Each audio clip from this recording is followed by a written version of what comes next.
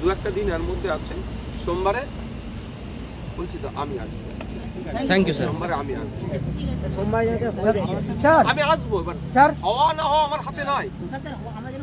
আমি কি বললাম, হওয়া আমি আসবো আপনাদের হয়ে, এবং তার মধ্যে আমি চেষ্টা করবো যিনি আমাদের মন্ত্রী মহাশয় আছে হ্যাঁ ডক্টর শশীরাম ম্যামের সাথে লিগ্যালি ডিমান্ড, আপনার ইলিগাল ডিমান্ড নয়।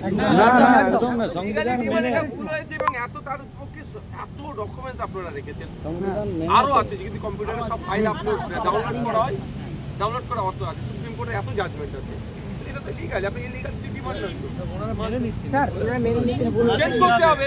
স্যার স্যার স্যার বলছি মৌখিক ধরেন আমাদের বুঝিয়ে দিল, ঠিক আছে আমরা চেষ্টা করব, তাহলে তো তখন স্যার ওটা মৌখিক হিসাবে ওরা তো নাও ওই করতে পারে, ওটা কিন্তু আমাদের হ্যাঁ আমাদের মৌখিক দিয়ে দিচ্ছে, ঠিক আছে আসিও করে দিব, এরকম হয়তো মৌখিক করতে পারে। একটা কথা বলি, হ্যাঁ স্যার যখন আসবো তো খাতায় কলমেই হবে নাকি? হ্যাঁ স্যার, ওটাই বলছি স্যার, একদম একদম একদম স্যার।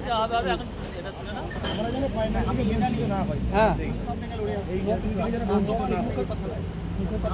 আবার কবে নিয়োগ হবে তার ঠিক নেই, 10 বছর পর হবে, আবার কবে ভোট আসবে, কবে ভোট আসবে তার কোনো ঠিক নেই। ভোট আসবে কিন্তু নিয়োগ কিছু থাকবে না। এতদিন পর নিয়োগ হচ্ছে, যারা নরমালি ছিল তাদের 40 বছর করে বয়স হয়ে গেছে বলে তাদের দিকে বসতে দেয়নি।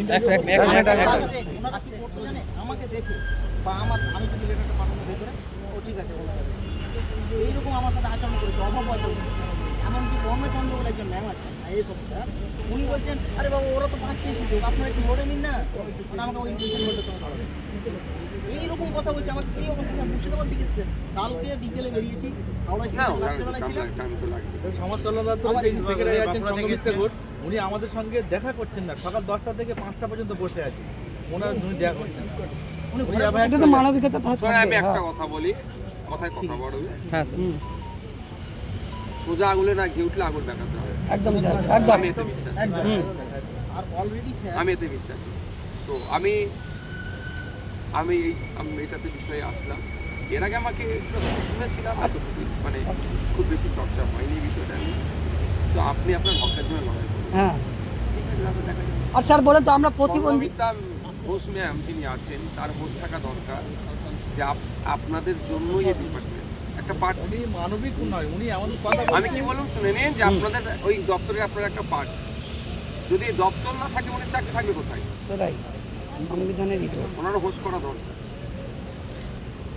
ঠিক আছে, সোমবার দেখা যাক কি হয়। তাহলে আপনারা আমার কথা কি সাড়া দিচ্ছেন? আমিও স্যার সাথে দেবেন আমার। আমি ছাদ ছেড়ে দেওয়ার ছেলে নয়, স্যার আমি স্যার ছাদ দেওয়ার ছেলে। স্যার স্যার একটা কথা মাথায় রাখবেন, একটু 9 তারিখ আমাদের লাস্ট ডেট। আমি ওই জন্য সোমবার বলছি, হ্যাঁ স্যার। উনি যদি 7 দিন সময় চান, আপনার টেবিলে তো বসা হবে, যদি বসার তো সুযোগ পাবেন না। আমাদের বেরিয়ে যাচ্ছে, আর পরবর্তী সময় যে আর আমরা আশা করছি বসার সুযোগ পাবো, আলোচনা হবে। হ্যাঁ স্যার আপনারা বসুন, লেগে যাবে ভাই, স্যার পিছে লেগে যাবে। স্যার লেগে যাবে। আপনি বসুন। স্যার প্রতিবন্ধী ছেলেরা যদি কোর্টে এত টাকা কোথায় পাবে বলুন তো? আর কোর্টে আমাদের রাতের পর রাত ওখানে একের পর এক গেটের পর পুরো ঠিক করে না, আমরা কোথা থেকে পাবো বলেন তো? প্রতিবন্ধী প্রাইভেট পরে কেউ করে কত দিবে, বাড়িতে 3-4 বছর ধরে বাড়িতে দিয়ে যাচ্ছে, বিকারের মতো চাইতে হচ্ছে বাড়িতে। আমি ওখানটা গিয়ে দিই।